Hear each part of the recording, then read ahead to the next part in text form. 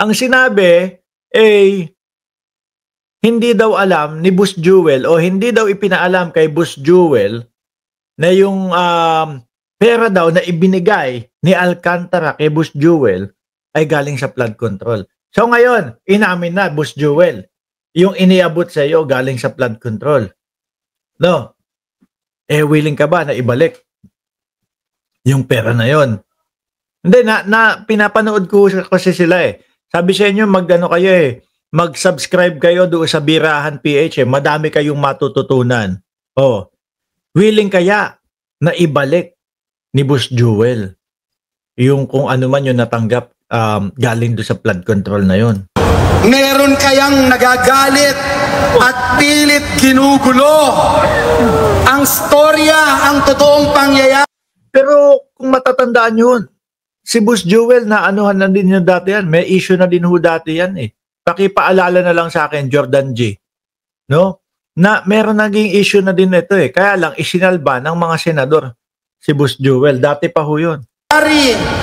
Para siguruhin na i-set up si Joel Villanueva. Set up lang naman pala si Joel Villanueva eh. Siyempre, JIL sigaw! Hindi kami naniniwala dyan! Meron po bang umaaray na sindikato na gustong guluhin at sabihin na wag ilapit sa atin ang issue na ito? Dalhin natin kay Joel Villanueva. I-set up natin siya. Andalek, sino kaya iniisip nila? Si Martin Romualdez din? Sasabihin nilang nagsaset up kay Villanueva? Ganon din kaya yung istorya, yung kagaya ng kay Chis Escudero na hanggang ngayon, Martin sila ng Martin, pero hanggang ngayon, wala pa din, mga kababayan, na maipakitang ebidensya. Samantalang yun sa kanila, yan, alam natin na nginangaw-ngaw lang tayo, inaano lang tayo, ni Alcantara doon sa hindi daw pinaalam kay Villanueva na galing sa flood control yung pera. Diba, ayoko maging tagasunod ng JIL para kayong mga uto-uto. Uy, grabe ka. Pero yung kanila talaga mayroong ebidensya di umano, di ba? Imaginein mo, ikaw ang unang bumanat. Yan yung sinasabi ko sa inyo. Bugi Arellano, Mark na convict din yan ng Sandigan Bayan ni Conchita Morales. Ikaw ang unang nag-expose ng kalokohan, tapos ngayon ikaw ang tinuturo na ikaw na daw ang mastermind. Pwedeng gawin yun no? Reverse psychology, mga kababayan. Ako mag-iingay. Parang yung kay Digong daw ho, mga boss Pamo, sir. No? Galit ako sa droga. Ayoko sa droga. Galit ako. Eto, may mga pangungurakot sa flood control. Kumbaga, parang ano mo lang yun. Panakip mo yun. No? Galit ako sa flood control kasi may mga ganitong gumagawa yan. Yung pala siya gumagawa. No? Example lang ho ito, mga kababayan. Hindi ko sinasabi na si Villanueva yung gumagawa ng ganito, ha. Bala kayo kung ano isipin nyo. Pero may mga ebidensya pinapakita laban sa kanya. Galit ako sa mga korupsyon, sa flood control, ganito, ganyan. Yung pala, kaya mo nasasabi na galit ka o kaya mo nasasabi yung mga sitwasyon na yun. Kasi, ikaw pala yung gumagawa. No? Para pagtakpan, para hindi sa akin isisi. Sige, isisiwalat ko kunyari ito. Ganon din yung kay dating Pangulong Duterte, di ba? Galit ako sa droga, ganito, ganyan. Yung pala, yung laban kontra droga nila, para maproteksyonan yung pinaka-negosyo nila na droga daw ho, mga kababayan. Para mapategi yung mga kalaban sa negosyo. Ganon, Sir, sa Bulacan, tubong lalawigan na ating mahal na mahal. Mula pa noong 2023, iniisa-isa natin yung mga flood control projects na puro palpak. Siya pala yung nag-iisa-isa. Okay, sige. Sabi niya. No, ako dito ho, mga kababayan, kung ano lang yung sinasabi ni Boss Jewel, yun ang paniniwalaan natin. Tapos, sasabihin, easy target dyan si Joel. Si Joel Villanueva ang ituro natin. Hindi po ba set up ito? Hindi rin po ba set up na sasabihin. Andali, ano ba yan? Misa ba to? Hindi, di ba kapag kayo mga preach na ganyan, misa? Pero mukhang ano mukhang sa ICI kaya ipaliwanag ni Joel, ano? Basta Bulacan kay Joel yan. Wala nang ibang kongresista, wala nang ibang senador, wala nang ibang LGU official. Kay Joel yan. Kaaway natin yan. I-set up natin. Tanggalin natin sa pagiging majority leader ng Senado si Joel Villanueva. Bakit? Mahirap na part siya ng leadership. Aawayin natin. Tanggalin natin. Hindi po ba set up din ito?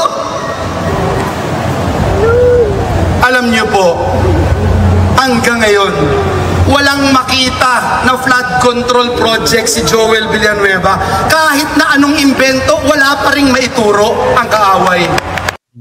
Okay, o yan, nagpapalakpakan na sa misa nila. Yung binabanggit kanina ni Minority Leader Alan Cayetano, paulit-ulit sabi, miyembro ng Commission on Appointment si Joel Villanueva. Hindi naman pala. Hindi pala ako member ng CA noon na pinaparatang nila. Pabago-bago na po ang storya. Pabago-bago na ang aligasyon. Sabi ni Buggy Arellano, JIL Church ginawang political platform ni Boss Jewel para linisin ang pangalan. Ganyan na nga ho yun nangyayari. Mahigit 100 na ang storya. Iba-iba po. Ilang beses sa mga pagdinig sa Kamara, sa Senado, ang sabi po sa General Appropriations sa Akyan. Parang ang Senado na to. Walang pinagkaiba. Sakit sa tenga, Boss Mark. Palitan mo na. Ma'am Fatima. O, tigil na natin si Jewel. Sige, pakinggan pa natin ng onte. Pagka hindi na natin natiis, itigil na talaga natin si Boss Jewel, ha? Sa GAA yan. Pero nung huli sabi, ay wala pala sa GAA. Nasaan program funds pala. Ibang-iba po yun. Mga kapatid ko sa Panginoon, ibang... Siguro iniisip ng mga nandito. Diyos ko, nag-aantay ako ng aral ng salita ng Diyos. Tapos ito, puro politika pala yung mapupuntahan ko dito. Yung sasabihin sa akin dito. Nako, pinaghalo na talaga nila. Iba! Ang unprogram, hindi po dumadaan sa scrutiny ng Kamara, sa scrutiny ng Senado. Iba po yun. Ibang item po. Kaya ginagawa curious lang ako. Kasi tayo mga kababayan, hindi naman hula tayo mahilig sa sa politika Ano po, sabi ko nga ho sa inyo, yung sinasabi nyo sa akin, Mark Ramos, Mark, sikat ka na, ganito, ganyan. Pag pumuwi ka ng Pilipinas, kilala ka ng mga Pilipino. Hindi ho. Bakit to mga kababayan? Kasi maraming mga kapwa Pilipino tayo na hindi naman humahilig sa politika at hindi nanonood ng mga politics, mga bossing. Kaya parang wala, regular na tao pa din ho. Ganun lang din ho. Imagine nyo yung mga yan, pumunta para sa misa, para magdasal, makarinig ng salita ng Diyos. Tapos, ang maririnig ho, mga kababayan, puro politika. Yun! Aba, nagulat po ang lahat. Nasaan program pala? Ang unprogram, Malacanang ang nagdi-decide niyan. Sigawan na yung mga tao. Bago mapondohan ang unprogram, dapat may bagong buwis. Bago may unprogram, dapat over-collection ng buwis.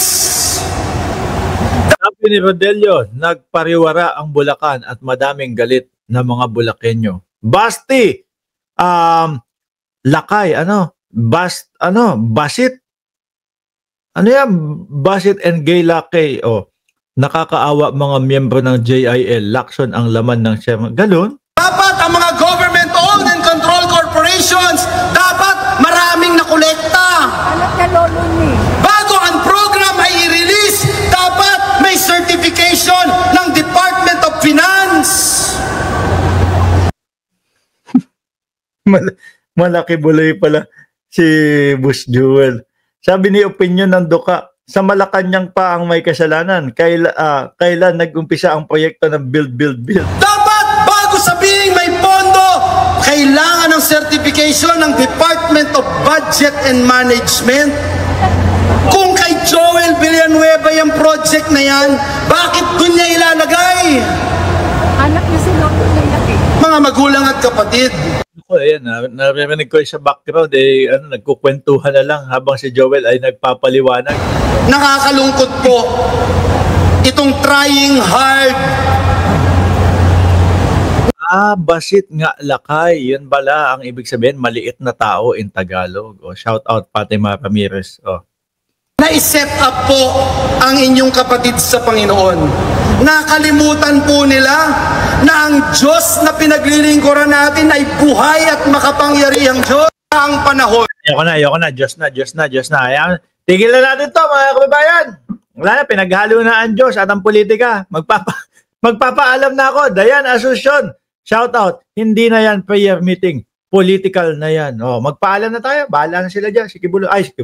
Si Boss Jewel. Maraming salamat and God bless po sa ating lahat, mga kababayan.